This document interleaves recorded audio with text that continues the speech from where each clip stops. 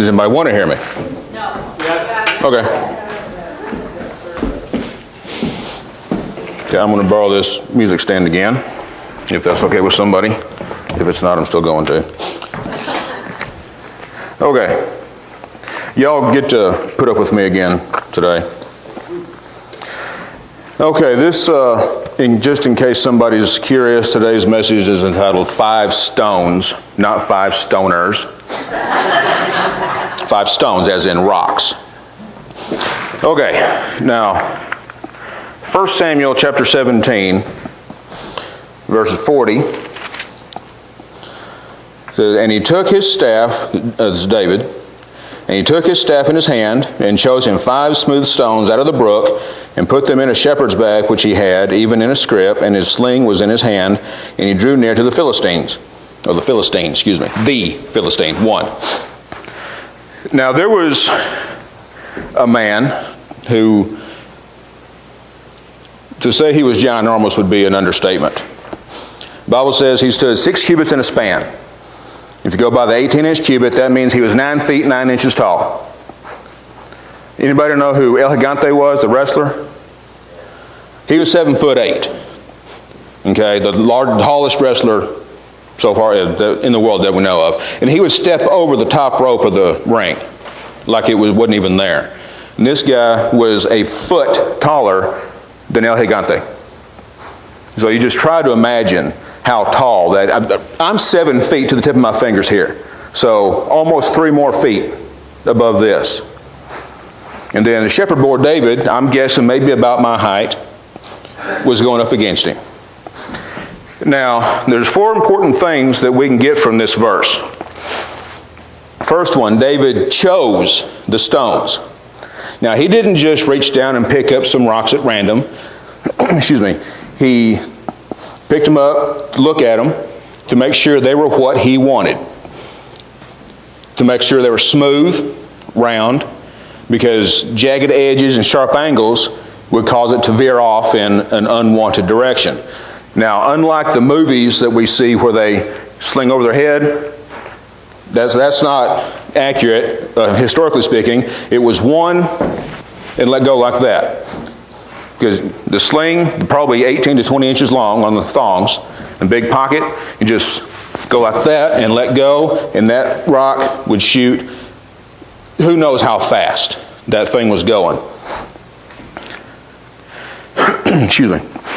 Now the second one, they were smooth stones, like I just mentioned. Make sure they didn't have any sharp angles or jagged edges. Now the smoothness of the stone obviously would make them travel more true. If you think about a rock versus a ball bearing, which one you think, in a slingshot, which one's going to travel straighter? The ball bearing, because it's smooth and more aerodynamic. Now the third thing is he chose 5 stones. Now why do you think he would get 5 stones when he was going up against one man? Was it because he was unsure of himself, unsure of his aim? No, he was a master slinger. He'd been doing it probably since he was big enough to twirl the thing. So that wasn't it. Now, there are those that believe Goliath had 4 brothers. There are those that believe he had 1 brother and 3 sons. Either way, there were still 4 others. So either David was willing to take on all 5 if necessary, or that was just a prophetic gesture to what was going to happen in 2 Samuel chapter 21, where it talks about 4 other men who were killed. One, it describes, apparently was so big, he had 6 fingers on each hand and 6 toes on each foot. So you just imagine how big a hand would have to be to accommodate a 6th finger, to require a 6th finger. That is massive. And David was willing, little shepherd boy, probably teenager, was willing to go up against all 5 of these guys if necessary. Because although he was just one man, one boy, he had God on his side. Goliath, like I said, 9 feet 9 inches tall. That is huge. I'm going to guess he probably weighed about 600, at least 600 pounds, normally dressed. But the Bible also describes his armor and everything. His coat of mail, 5,000 shekels of brass. That's approximately 150 pounds. So you think of a man strong enough to go into battle, running, moving, carrying 150 pounds of just the chainmail. That is huge. That's not somebody I'd want to meet in a dark alley. His spearhead, 600 shekels of iron. That's about 18 pounds. 20-pound weight when you work out, you just pick it up, it's kind of heavy. Well, that's on the end of a spear shaft. And so for us, we're going to drop that thing. But he'd just carry that thing around just like we would a broom. You get, and the way that those spears are slung, it says the shaft was like a weaver's beam. Now that doesn't mean the size necessarily, just the ease of throwing. And those spears had a leather thong on the end that you grasp along with the shaft of the spear to throw and get that leather thong behind it, just like a sling in that stone, to help propel it and give it spin, kind of like the rifling in a gun barrel. Better accuracy, more speed, and only very experienced soldiers could do that. And Goliath was called a champion. So apparently he outdid all the rest in his spear throwing and other war fighting. Okay. Now, the greaves that he wore, leg guards from thigh to ankle. Everybody know what it's like to bump your shin bone on a trailer hitch? That's a very, very sensitive area. So, some people think that they're too grown up or too mature to not say something when they do that, when they hit the trailer hitch. You try it if you never have. You just try it and see how you not say something. Yeah. Okay. Now the target of brass that the Bible talks of Goliath wore is like the medieval knights had the mail under their helmets. It would come down across their shoulders, down the front and down the back to protect from swords and things like that. Excuse me. And his helmet and probably a breastplate to wear. Now, all that armor, all his weaponry, he could have easily been carrying and wearing at least 250 pounds of armor and weaponry. And you figure this guy, 9 feet 9 inches tall, carrying that much armor and slinging an 18-pound spearhead at you, probably going 40 miles an hour. What do you think is going to happen when 18 pounds hit you at 40 miles an hour? It's going to cause some damage. And what did David had? He had a rock in a sling.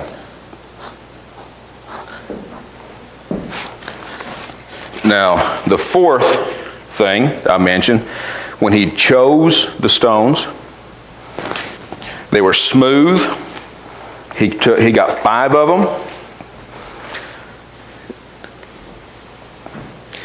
Now, the fourth, they were taken out of the brook. They weren't just laying around on the ground. They were in the brook, where over the years the water working over them smoothed them, got them, wore them down some, smoothed them out to make them suitable for David's intended purpose. Now, when we let God work us over, so to speak, to shape us, to smooth us for His intended purpose for us, when we let Him do that, sandstone is a lot easier to smooth and shape than granite. Granite takes longer. But they're all rocks, but they're also all hard and enduring. So when we let God work on us and smooth us out and work us over for whatever purpose He has for us, then we can become the smooth stone in the sling to put down the giant. whatever the giant may be. Whether it's fear, resentment, bitterness, doubt, unbelief, whatever the giant may be, we can become the stone that God uses to put the giant down. Now, a lot of people believe that the stone in the forehead was what killed Goliath. That's not it.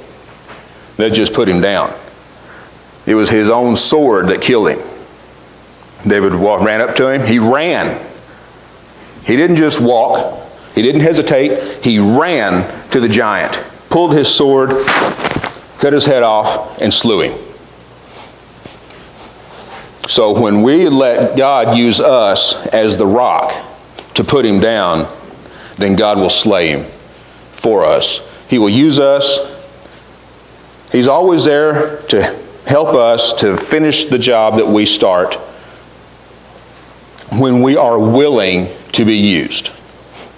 You know, you can't steer a parked car, right? It doesn't do any good. So if we're not willing to be used, if we're not willing to be worked over and shaped and smoothed, then we're like the vessel that the potter tries to make, and the clay just does not want to cooperate, and it's discarded. We will be put on a shelf until we're willing and ready to be used. And don't think that you have to, don't be thinking, well, I've never been to seminary, or, you know, I can't do that, I can't do this, I can't do that. Moses stuttered. Okay, no problem. Aaron was there to speak for him. God always has a solution. Peter was tempestuous. He flew off the handle just like that. In the garden, he drew his sword and cut off the ear of the high priest's servant. But yet, not too long after that day of Pentecost, he preached and 3,000 people got saved. David was an adulterer, a murderer, a liar. But yet, Paul described him as a man after God's own heart. Abraham was a liar and an adulterer, actually. But yet, God used him to be the father of many nations, out of whom the salvation, the Redeemer, would come. Jonah was rebellious, but yet God used him to save an entire nation, or at least an entire city of about 500,000 people. Even the camels wore ashes and sackcloth. That's how repentant the people of Nineveh were. So God uses whoever is willing. Doesn't matter what you've done before. If you're willing now, God can and will use us. As I've said many times before, and I will say many times more, God does not call the qualified. He qualifies the called. He will give us what we need when we submit to doing what He wants us to do. As long as we're willing to be used, to be shaped and smoothed for His purpose. And even if we don't get it right the first time, we're going to trip, we're going to fall, we're going to mess up. He'll help us back up and go at it again. You know, like those old boxers, they get knocked down, they didn't quit. They got back up and went at it again. They would keep going until they just could not go anymore.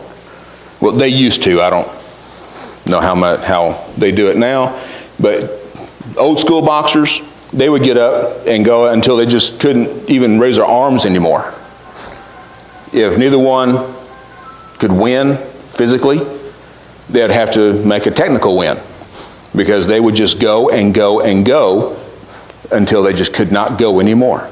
And so that's what we need to do when we work for God. We just go and go and go until either it's done or we can't go anymore and we need somebody to help us. Just like Moses, as long as he had his hands raised, the Israelites would win the battle. But he got tired. His arms started coming down. The Israelites started losing. And so he had, I believe it was Aaron and Joshua, raise his hands for him. They helped him. The Israelites won the battle. And every time his arms started coming down, they started losing. But he had help. So we need to not be too proud to ask for help in whatever situation we may be. We think, especially us men, I got this. I can do it. No problem.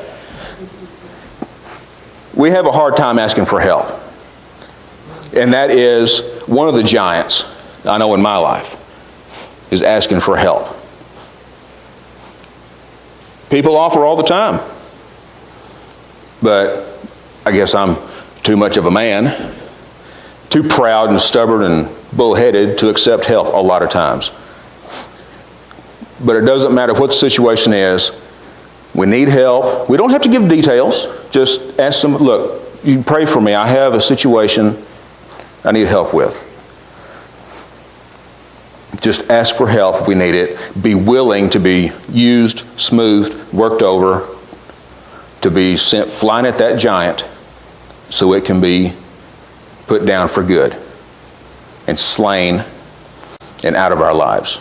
Because if we just kind of tap the giant on the head, we're just going to make him mad. Can you imagine somebody 9 feet 9 inches tall wearing 200 pounds of armor and weapons making him mad? No, that's not a good thing. So you got to make it count the first time, because if we don't, that giant's just going to get back up and come back at us again. I don't know if you're all familiar with the Casting Crowns song, Voice of Truth. You know, the giant laughs at me and keeps on telling me, you know, that giant's going to keep telling you, you'll never win. But the voice of truth is what we need to listen to. You know, it's for His glory that these giants are going to go down, to show how powerful our God is. It doesn't matter how big the giant is. It doesn't matter if he's 20 feet tall. Our God can overcome any giant that we've got in our life, whatever it is. And if He can't, then that's not the kind of God I want to serve. But I know He can. As I mentioned before, that Canis Majoris star, you know, as big as it is, if my God can just speak that into existence, He can take care of some giants in my life. As long as I let Him, and as long as I'm willing to be used, to be worked over and smoothed, and to be flung through the air towards that giant to put him down. So, whatever giants you have in your life, if you need help, you be the stone, let somebody else be the sling, and let God drop the sword to dispatch it once and for good.